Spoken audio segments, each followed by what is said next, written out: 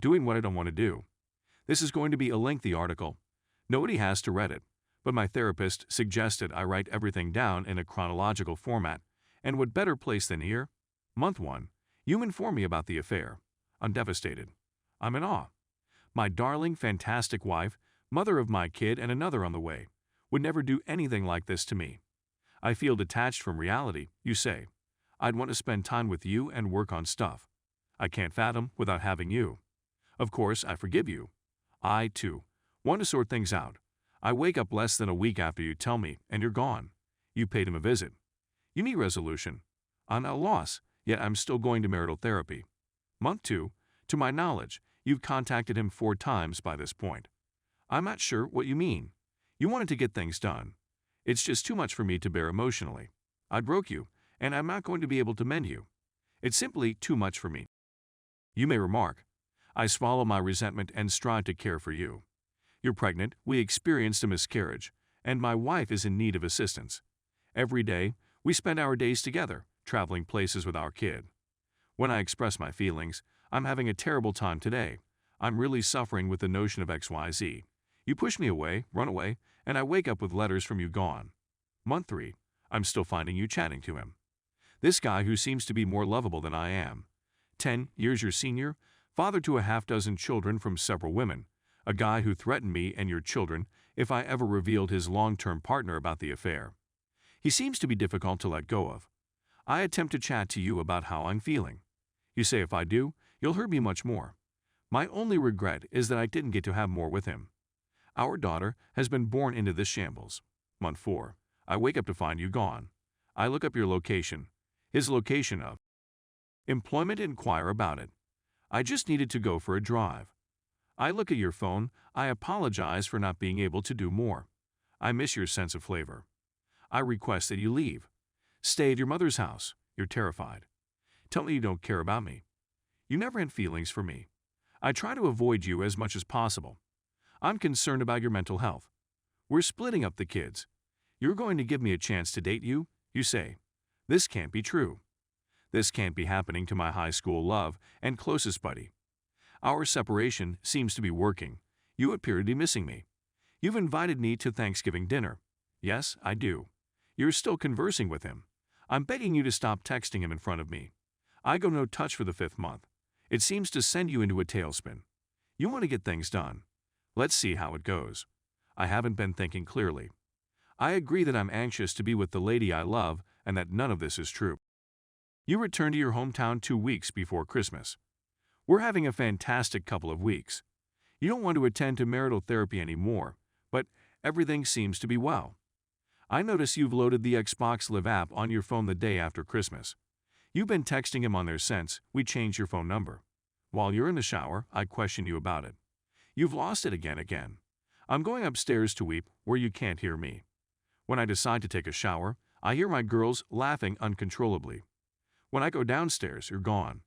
I finally got a hold of you after 8 hours away. You're not coming home for long.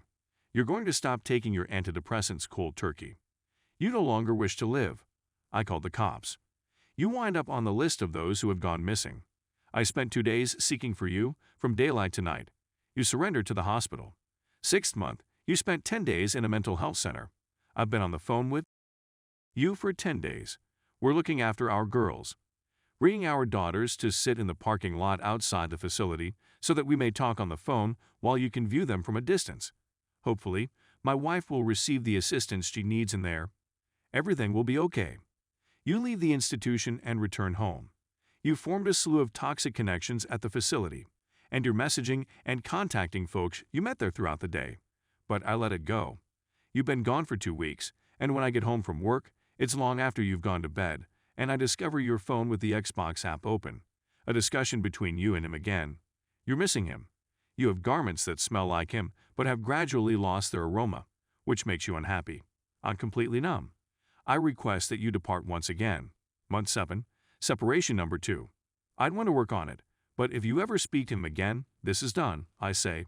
Allow the separation to begin. You're at his job less than a week into your separation. It's the library. You're in a library with your new mental health facility buddy T. I call to inquire about the situation. You're freaked out by me. I'm not talking to him. How could you have made such a huge deal out of this? I just let it be. Because I found you weeping. You came over on your birthday. I stated it was difficult and I didn't know if I could handle it any longer. I needed it to stop. You show up with divorce papers, informing me that you usually hurry things, attempting to get me to make a choice right immediately. I uncontrollably and ask, why are you doing this? I still don't think any of this is taking place. You make fun of me and threaten me, saying, if you don't stop weeping, I'm going to punch you in the face. I can't imagine what people would do to me if I said anything like that to you. But, as you put it, you're simply going through a hard patch. Month 8, to the best of my abilities, I've been taking care of myself. We're splitting apart the females. You receive half a week more than I do. It's difficult. I adore my girls and hate being away from them. We've been away for a month, almost 2 by the end of March, and you've not been talking to him because you want to focus on our marriage.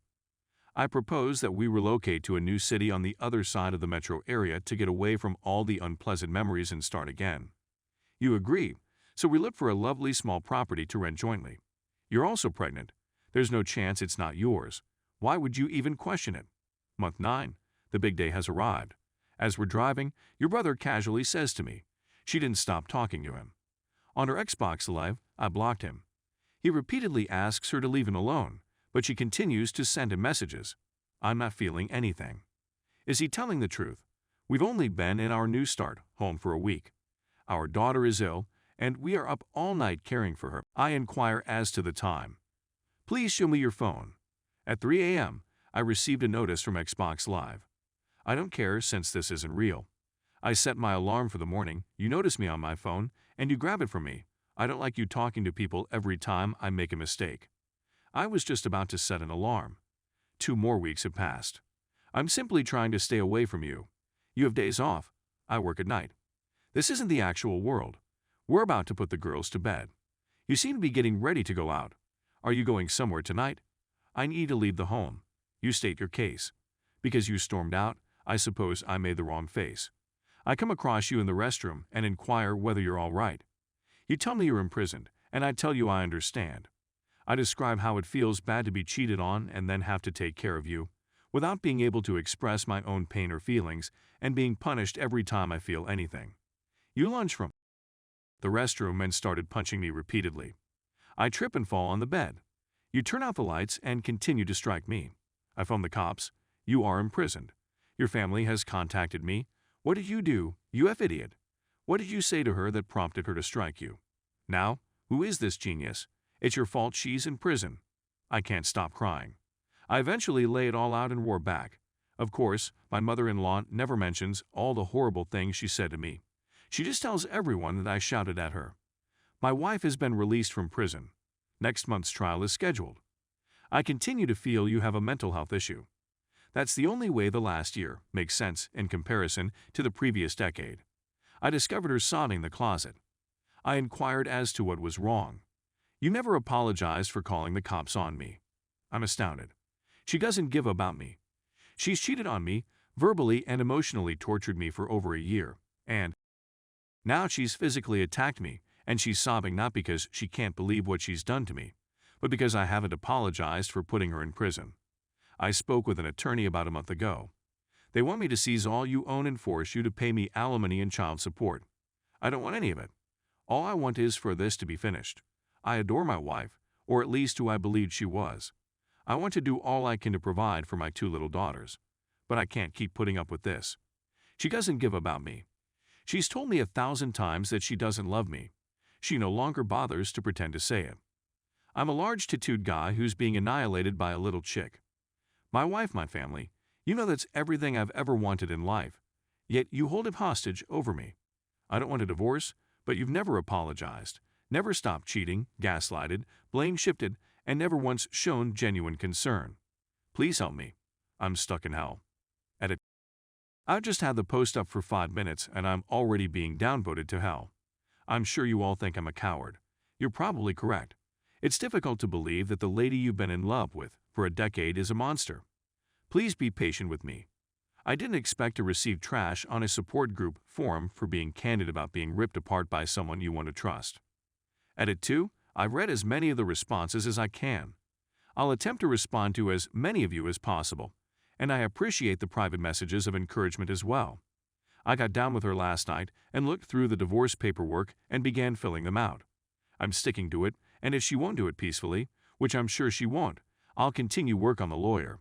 Many people will tell you to simply go to the lawyer right now, but to be honest, I'm penniless, and the $3,500 retainer fee alone is a little out of my price range. My wife is a shopaholic, and we spent $10,000 on marital therapy during COVID. Not to add that COVID has had a significant influence on my work.